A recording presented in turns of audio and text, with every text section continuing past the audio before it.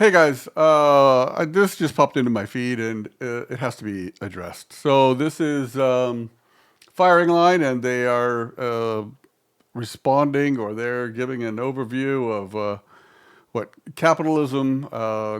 She is presenting to Jamie Diamon the interview between William F. Buckley Jr. and Malcolm Forbes in 1988. An interview where they discuss capitalism, and let's, without further ado, go ahead and let them have their say.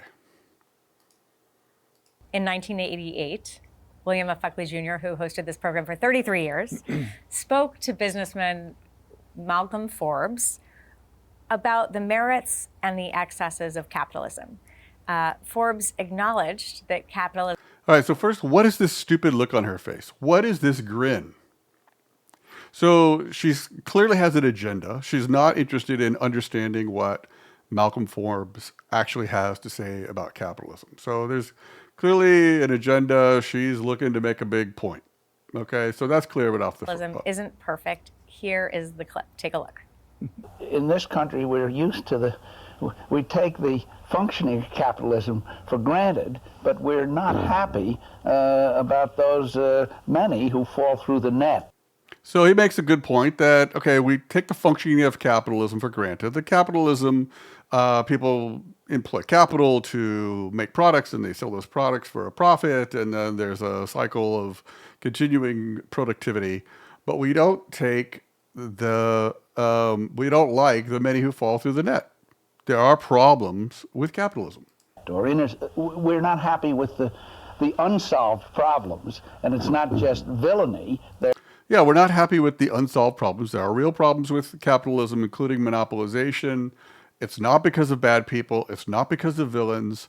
It's because of the system of capitalism. There are problems that need to be dealt with. There are shortcomings in capitalism. It's vis-a-vis the alternatives, capitalism's looking better. And yeah, vis-a-vis the alternatives of Leninist socialism, where they thought that the logical inconsistencies and contradictions of capitalism would lead to its eventual demise through the falling rate of profit, blah, blah, blah, blah, blah. That never happened. But compared to the authoritarian state-planned socialism of the Soviet Union, capitalism has looked pretty good, and it's actually, built some benefits, but there are problems, is what he's saying, right? Tell me if I'm wrong. And more widely accepted, but it doesn't mean it's perfection. Yeah, it's not and perfect. I think the fact that so many people are, even if they're not hurting, they're upset that there are people hurting in the country. It's not bad that there's a conscience about... Yeah, so even though people, even if they're not hurting, they don't like it that other people are hurting. In the capitalist system that we have, there are people who are hurting. There is poverty. There are people that are left behind. There are people who are not making it, who are living paycheck to paycheck. It's not providing a panacea, a nirvana, even though, maybe it's better than the alternatives. Your mileage may vary. You can decide about that. But he's saying, sorry to be a little bit redundant, that capitalism has problems, but it's better than the alternative. Maybe you agree, maybe you don't. Capitalism's shortcomings, but I don't think they jumped from that to a damnation of the system as used to, on the basis, as it used to be at the turn of the century and after World War I, that the alternative was this millennium of communism and or socialism. Yeah, so he's basically saying that the alternative that was being pushed at the beginning of the millennium by Marx and Marxists was the alternative of communism and socialism, that capitalism would naturally collapse in on itself, and there would be a socialist revolution, and there would be a dictatorship of the proletariat. And then the Leninists, when that didn't happen, they took power in the Soviet Union. And there was this guy Bernstein who said, well, wait a minute, that may or may not happen.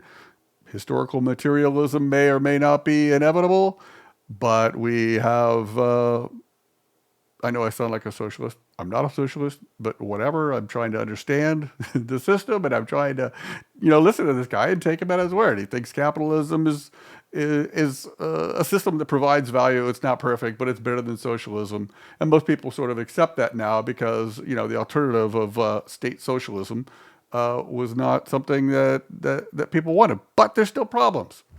So let's continue and see what the current take of the firing line folks are, including Jamie Diamon.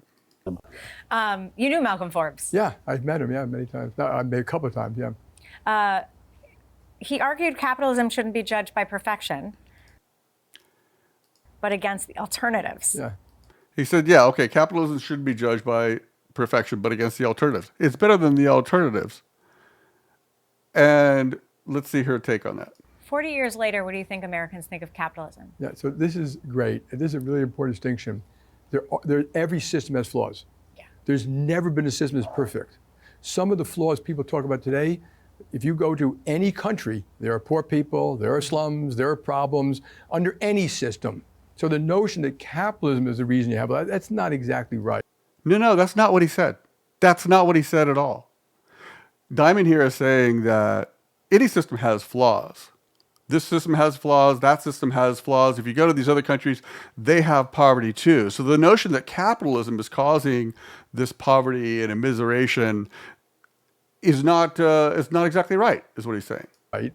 That's number one. The other thing is some of it's just bad people. And even though Malcom Forbes said it's not bad people, it's not bad people. It is the system. The system has flaws that create these problems that need to be addressed.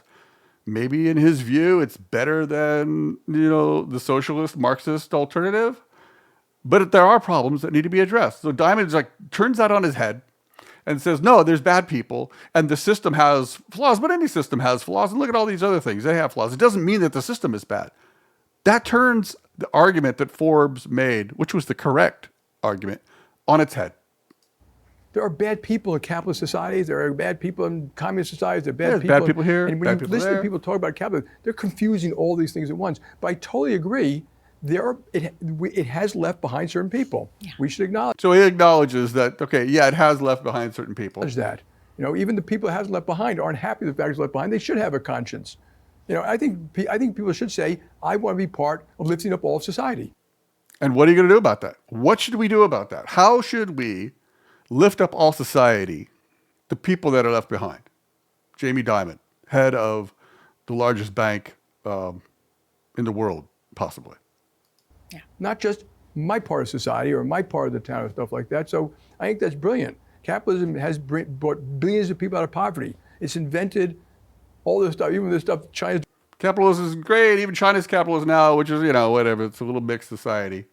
They do have market socialism. They do have innovation, at the margins for products and so forth. They still control a lot of the infrastructure. They actually build infrastructure that we're not building. Again, I'm not trying to argue for socialism or against capitalism, but let's call things what they are, not argue from a place of what we want things to be. Doing what? Well, capitalism invented a lot of stuff. This did a disservice to that conversation. The conversation was, it's 1988. It's just before the fall of the Soviet Union. America still has to contend with this alternative system of state-sponsored socialism in the USSR. And we're talking about capitalism, and we're talking about how capitalism is a system of people accumulating capital, investing it, and making a profit. There are real problems with it. It leads to wealth inequality, and unchecked, it leads to grotesque levels of wealth inequality. It leads to monopolization. It leads to a suppression of wages. It just does that. And that needs to be addressed. Now, socialism said that, that's all good and fine because that's going to result in a falling rate of profit because labor is value and as capitalism automates everything and there's less and less labor, there'll be less and less profit, and therefore capitalism will collapse because there won't be any profit left for it. That didn't happen. That's not correct because the labor theory of value is incorrect. Marx was incorrect on that. He inherited that from Ricardo and Adam Smith. They were also incorrect. Bernstein was a socialist who kind of suggested that, hey, wait a minute. Yeah, the collapse of capitalism is not inevitable. But regardless, in spite of all that, it doesn't mean that capitalism is not a system that needs fundamental reform. It needs fundamental safeguards. And it shouldn't be this rah-rah, capitalism is better than socialism, nana, we won, and yeah, sure, there's problems, but look, there's all these other problems with all these other systems, and look, China's capitalist now too, so capitalism is great, and isn't that great? We won, and snicker, snicker. And yeah, we should do something about, these poor people and lift them up. We should want to do that. But how exactly do you suggest we do that? Should we have a strong regulatory framework? Are you for a strong regulatory framework? Are you for confiscatory taxation of the ultra wealthy? Are you for a strong Federal Trade Commission that will enforce antitrust regulation and break up monopolies? Are you for any of that? Or are you just going to smugly sit there and say how great capitalism is? It sounds like the latter. And it doesn't help us. It's not helping the conversation. And it's really disappointing. That's all I have to say. Thanks a lot. Thanks for listening.